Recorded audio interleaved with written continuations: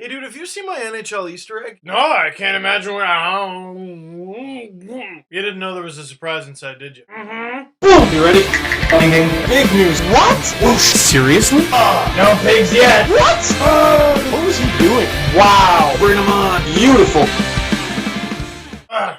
It was an Edmonton Oilers stick. Leafs lose 2-1 to Miroslav Shatan. I mean the Boston Bruins. And if the fans wanted number 81 to score, they got their wish. Twice. Wrong guy. Because this was the Leafs' sixth and final meeting with the Bruins of this season, also known as Kesselmania 6. But unfortunately for Phil and the Leafs, Phil Kessel could not score on the Bruins again. In fact, the Leafs only scored once on the Boston Bruins this game. Against the goalie that has the best goals against average and save percentage in the entire NHL, zucharello-aasen. So when the other team's playing a hot goalie and Phil Kessel's not scoring, you go to your next best option. Colton Orr, that sniper! Doubling his career high in goals with his fourth of the season, and the Leafs are on top 1-0. Take that, Tuukka! And he did, quite well actually, because the Leafs didn't score for the rest of the game. And Jonas Gustafsson was dueling him in the Leafs net. In fact, Gustafsson got a shutout against everyone not named Miroslav. Unfortunately, pretty much from that goal to overtime, this game was a snooze fest. And yeah, it's the Leafs and their season is done, but there were huge implications in this game. First of all, the Bruins are battling really hard for a playoff spot in the East, and a win would basically guarantee it. And even worse, with so few games left in the season, a loss for the Leafs basically means the Bruins are getting a lottery pick. And by tipping in his second goal of the night, Miroslav Shatan wins the game 2-1 for the Boston Bruins and helps them out in both of those situations. Wearing number 81, just like Phil Kessel. So much irony, I think I'm gonna barf. That's because you ate on my chocolate, you jerk. So the Leafs pick up a point in the loss. Whoop-de-doo. They're still 2 points back of catching anyone in the East. And you know, I keep hearing and reading these rumors that, oh, you know what? The Leafs are gonna try to reacquire that pick. So Bruins fans, I know a lot of you are watching right now, so let me ask you,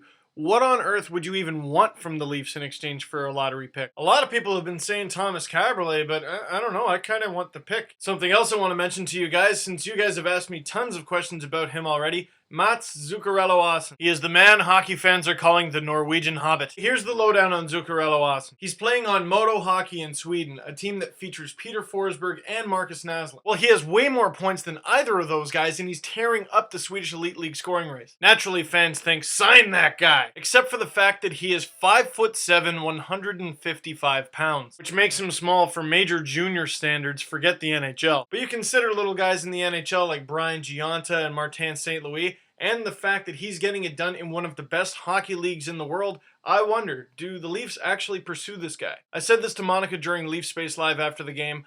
I say make him an offer, but don't be afraid to be outbid. In other words, if you get him at the right price, great. If people are offering him too much, well, then forget it. My last question of the video after the Leafs' depressing loss against the Boston Bruins, I just talked about Mats Zuccarello-Aasen. What prospect don't I know about? Who's somebody over in one of the European leagues or the college ranks that isn't getting enough attention? Let me know, guys. Add me to Leaf Space, Facebook, and Twitter, and oh my goodness, I hope they get out of the lottery spot.